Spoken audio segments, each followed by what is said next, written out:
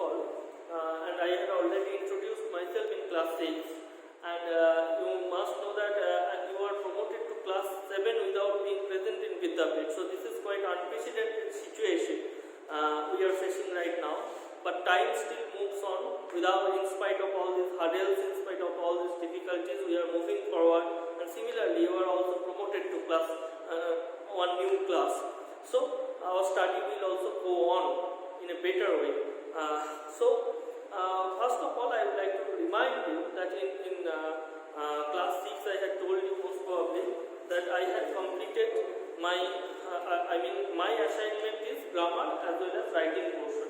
Generally in class 6 and 7 I teach grammar as well as writing portion. So today I have chosen to begin with formal letters which are already done in class 6, but only one part of the formal letter was done. So you must know, for your information, I would like to remind you that this formal letter means official letter. Any letter written for official purpose, that will be taken as formal letter, which I had already told you, so I am not going into that. First of all, in the previous year you have learned how to write a letter to any authority, school authority or college authority, or suppose bank manager, etc. Now in this year we will extend our previous discussion by as I will discuss editorial letter, which is also kind of formal letter. But before that, I would like to just remind you the things or the structure of formal letters, and this PDF will also be shared with you. It is already shared with you. So let's start. First of all, these formal letters, as you have told, you can easily see here. So first of all, you will have to write the name and address of the sender. Suppose your name is Ishan Raj, and you will have to write your Ishan Raj, then you will have to put one comma, which is also very important. This comma is also very important.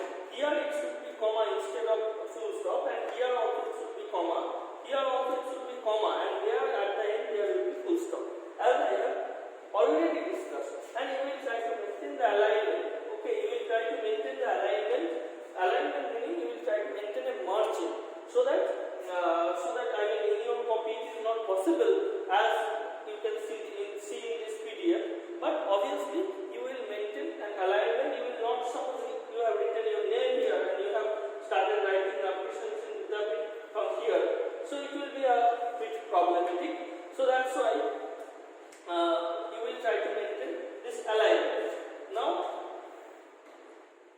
let us move into the next portion, that is date. Very important. Let us move to this portion, date. You will give one line gap here. You will give one line gap here.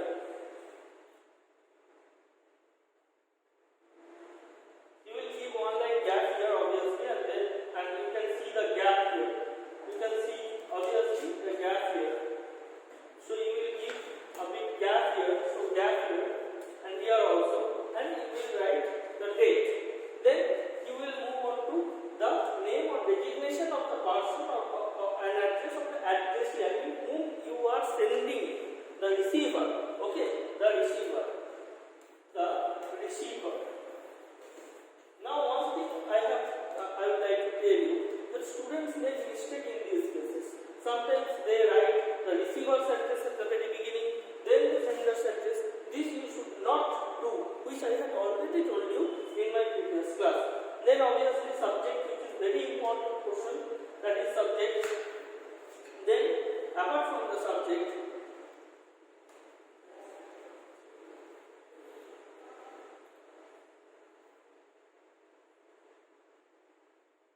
then this is called salutation. Sir or madam, dear, etc. This will be a kind of salutation. I am not going into detail. Then the body of the letter. Obviously, I will discuss the body of the letter in cases of editorial letter also today. And then this is called complimentary clause. Some of the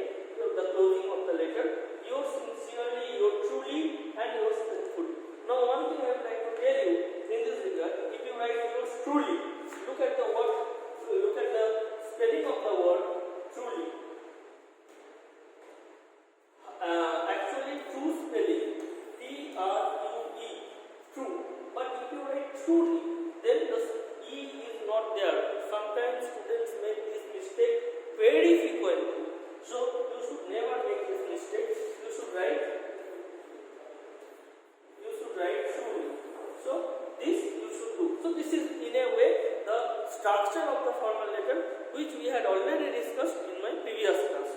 Now we will move on to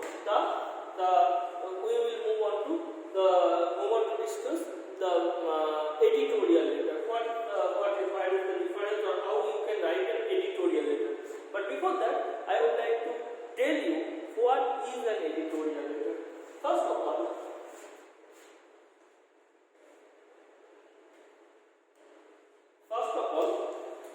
here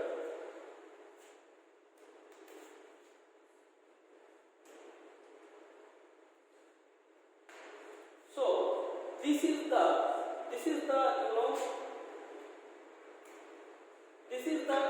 today's statesman. This is today's statesman, and page number 6 here. You can easily understand page number 6 here is the editorial page, where the editorial comments you would find. I mean this column you can easily understand. I mean the writing is not clear to all of you. I know that because I have taken a screenshot and I am just showing it to you. But this portion is written. This portion is written by the editor of the newspaper, and this portion also written by the editor of the newspaper. That's why this page is called editorial page. Now, as a common human being, suppose in your locality there is the problem of road, there the lights, the street lights are not properly working. So many problems we face in our daily life. So it is our duty as a responsible citizen.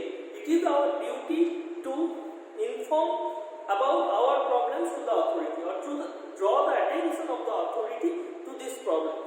So that's why these editorial letters are written. So you just look into this portion.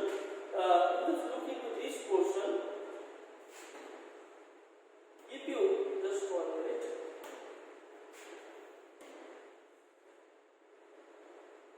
If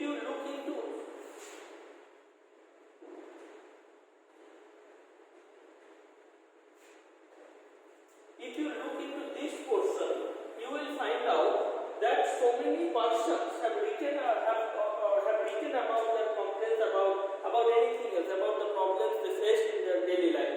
So this portion you can also write this. So this is my this letter which you are going to read or which you are going to learn right now. This letter will be useful in your practical life also, because this will have. This is not only for the purpose of exam, but you can also write this type of letters, and whenever you will see yourself published, and it is a kind of sheer joy. It is a kind of joy you will never. This is a kind of rare joy which you will find whenever you see yourself published anywhere in newspaper or in magazine. Anyway, so I think what is the use of editorial letter I have already understood. Now we'll move on to this editorial letter.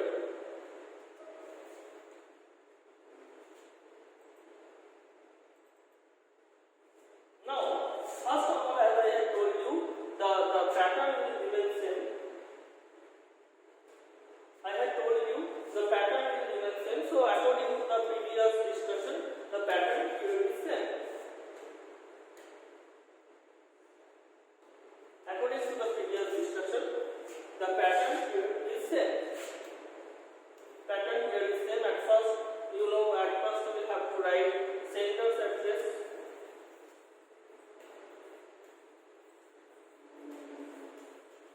Then date, then receiver's address. And obviously, as you are writing this letter to the editor of a newspaper, so that's why you will have to write always the editor, and E will be in caps. Okay, E will be in capital letter.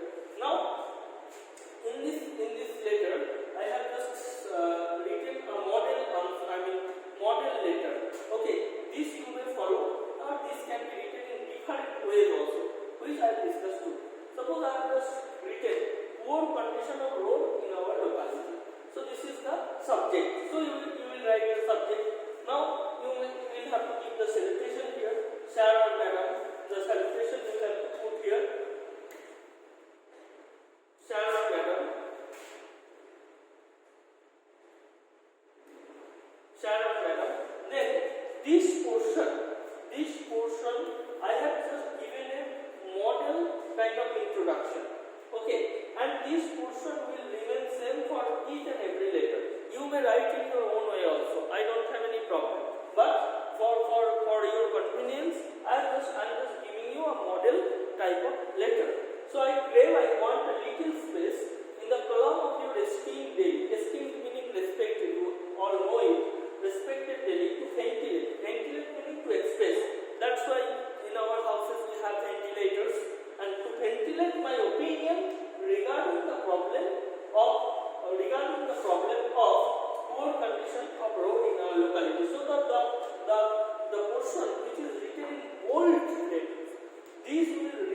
same for each and every letter. This you will remember.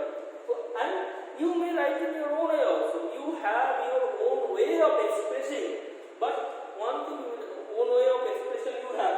But if you write in this way also, this will do. Okay, you may write. You have the freedom to write in your own way. I have just given a specimen. Now, generally, as you can see, this editorial letter can be divided into 3 parts. First one, this is the introduction part.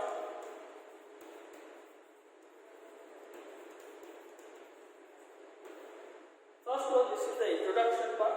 Then the main problem of the letter. The main problem will also be written in this letter. So, let us see what is the main problem here addressed. Now, the condition of roads in our locality has degraded in such a way that vehicles cannot ply on road properly.